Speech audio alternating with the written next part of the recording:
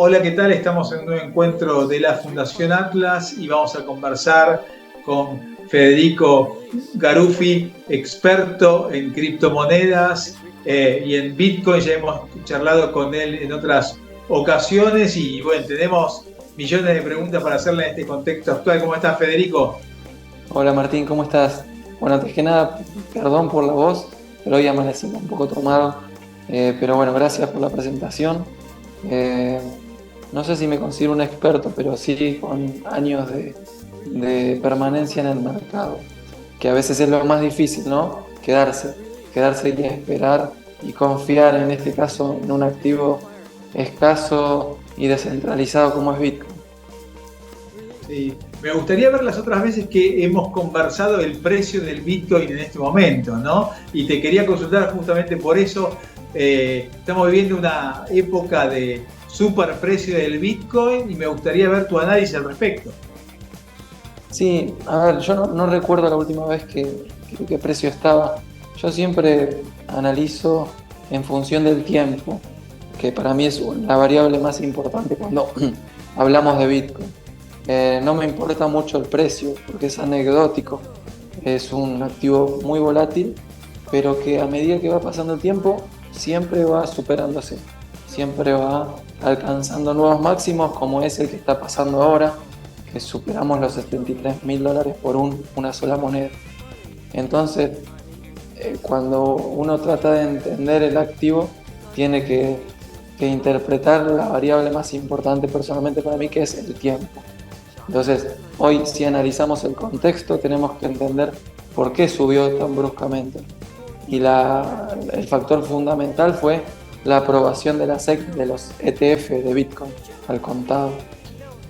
Para que se den una idea, el 12, hace 2 días, ingresaron $1.000 millones en un día por el ETF de Bitcoin en la bolsa de valores de Estados Unidos. Entonces está entrando mucho dinero a través de un activo eh, controlado y fiscalizado por un organismo centralizado que es la SEC de los Estados Unidos. Esto quiere decir que la gente está entrando institucionalmente a través de un instrumento que no es como fue planteado Bitcoin, que era un activo descentralizado para todo el mundo. Entonces, había mucha gente que no entraba al mercado porque demandaba este tipo de instrumentos, este tipo de mecanismos para ingresar.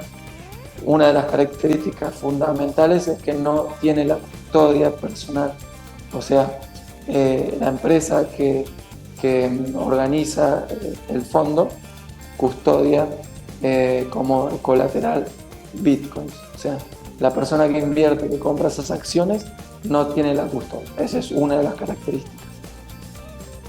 ¿Sí? Y te pregunto que si estamos viendo la demostración de lo que hemos charlado otras veces, ¿no? Que el Bitcoin es más confiable que las monedas fiat, que el dinero oficial, digamos, hablando en criollo.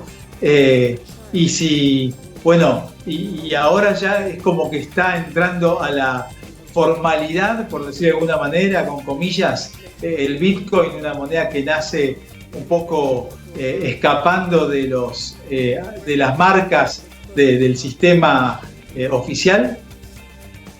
Sí, recordamos para qué fue creada, ¿no? Con un anónimo, Satoshi Nakamoto, que dijo, bueno, tienen este proyecto que es descentralizado, que es escaso, utilícenlo, es de ustedes, es la moneda de ustedes, no necesitan ningún intermediario. Después el mercado, la gente va demandando productos como este, y es adoptado y genera demanda y el precio tiende a aumentar. Eso no quiere decir que la moneda, el código, se vaya a transformar en un producto centralizado.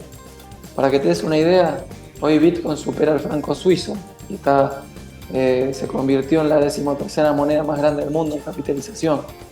Ha superado la capitalización de la plata, y justamente antes del halving.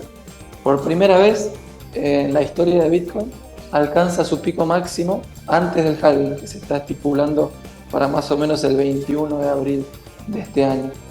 Recordemos que el halving es un proceso en el cual se reduce a la mitad la emisión de nuevos Bitcoin en el mercado. Entonces, por eso, cercano a esta fecha, el precio casi siempre tiende a aumentar. Pero bueno, son datos que para mí resultan importantes para entender por qué hay tanta adopción en este momento. Sí, no, muy claro y realmente en las charlas anteriores también fuiste súper claro y en explicar la esencia, ¿no?, de las criptomonedas, del Bitcoin, la lógica, el funcionamiento, qué es el halving y la lógica de los comportamientos de los inversores a lo largo de este ciclo, ¿no?, que va teniendo el Bitcoin. Y te pregunto si este fenómeno que está viviendo el Bitcoin también está contagiando positivamente a otras cripto. Sí, históricamente Bitcoin como principal moneda, como la más conocida, la que más capitalización de mercado tiene, tiende a contagiar, por así decirlo, a las altcoins. Recordemos, y volvemos a lo mismo que estamos hablando, por qué se dio este pico, este ATH de Bitcoin. Por el ingreso de capital institucional. Entonces, hoy se está mencionando que es probable que Ethereum también quieran convertirlo en un ETF, en este caso de Ethereum al contado. Entonces, es muy probable que si se lista en la Comisión de Valores y Bolsa de Estados Unidos como un instrumento regulado, tienda a pasar lo que pasó con Bitcoin en este caso. Entonces se está especulando en el mercado y también está teniendo un gran crecimiento al alza la cotización de Ethereum. Y las otras monedas, las más chicas, también. O sea, cuando Bitcoin tiende a aumentar, los inversores minoristas, por así decirlo, tienden a invertir también en altcoins. Y bueno, y detalles de color, como siempre. Elon Musk siempre coquetea con Doge, por ejemplo, y eso tiende a hacer crecer la moneda. Hay muchos memes coin también, pero bueno, yo me considero bastante maximalista y apuesto fuertemente por Bitcoin. Creo que no necesitamos más nada en cuanto a lo que nos ofrece Bitcoin. Pero bueno, en el caso de Ethereum nos trae aparejado una tecnología como la finanza descentralizada, los contratos inteligentes. Entonces hay que seguir muy de cerca este proyecto que nos amplía el horizonte y bueno, permite el desarrollo de la industria. Y saliendo un poquito del tema estrictamente de Bitcoin, te pregunto un poco, y como argentinos, ¿no?, que vivimos siempre en una vorágine un poco distinta a la del mundo, las stablecoins, ¿no?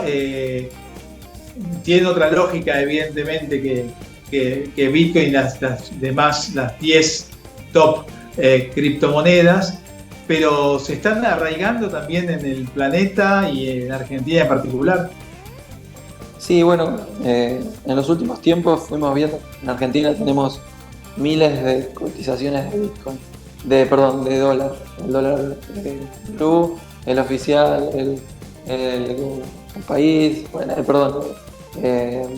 dólar bolsa, y apareció el dólar cripto, en donde, bueno, básicamente como opera 24 horas, en los noticieros hemos visto como primero consultan el precio del dólar cripto para analizar lo que puede llegar a pasar el lunes con el dólar blue o el oficial.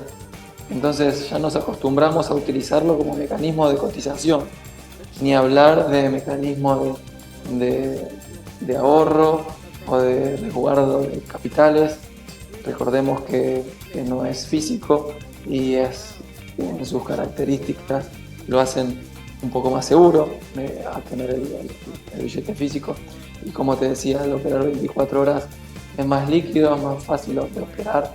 Y bueno, estos beneficios hicieron que se convierta en uno de los instrumentos de ahorro y de liquidación más adoptado en los últimos tiempos. Así que sí, es el instrumento de acceso a Bitcoin primordial, por así decirlo, para acceder a las criptomonedas.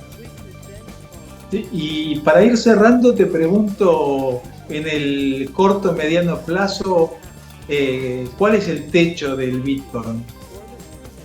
Bueno, a ver, Qué pregunta, ¿eh? si tuviese esa respuesta, estaríamos hablando de otras cosas, ¿no? Pero, a ver, la aprobación del ETF de Bitcoin fue hace poquito, hace 2 meses. Y hace 2 días tuvimos el pico máximo de inversión, como te decía, de 1.000 millones de dólares. Esto recién está empezando, se van abriendo nuevos instrumentos y, este tipo de activos están en pañales. Entonces,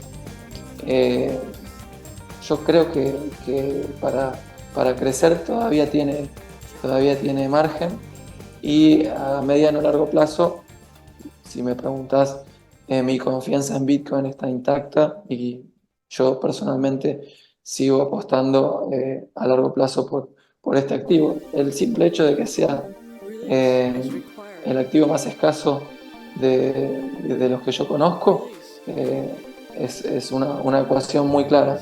Mayor demanda, menor circulante, el precio tiende a aumentar, una regla básica de la economía. Así que yo en lo personal le pongo mi confianza y apuesto, porque sé que a futuro va a tener mayor impacto y mayor acceso de los mayoristas, de las instituciones y de los minoristas. Federico, muchísimas gracias por la posibilidad de charlar con vos, compartir todas las inquietudes, entusiasmo. Y bueno, después vamos a ver bien en las entrevistas anteriores en qué fechas hablamos y cuál era el precio, pero era seguramente, creo que estaba la última cerca de 20.000 por ahí. Así que, pero bueno, cada vez que hablamos hay una diferencia enorme, ¿no? Entre el precio, comparando una vez con la otra. Te agradezco muchísimo y bueno, saludamos a toda la audiencia de la Fundación Atlas por esta posibilidad de charlar con vos y compartir tu conocimiento. No, gracias a ustedes. Espero que lo que hayamos hablado pueda servir.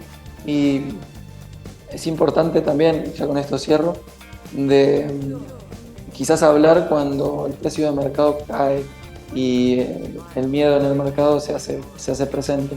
Ahí es donde también hay que estar firmes y confiar en el activo. Ese es el momento para ingresar, para invertir más fuerte.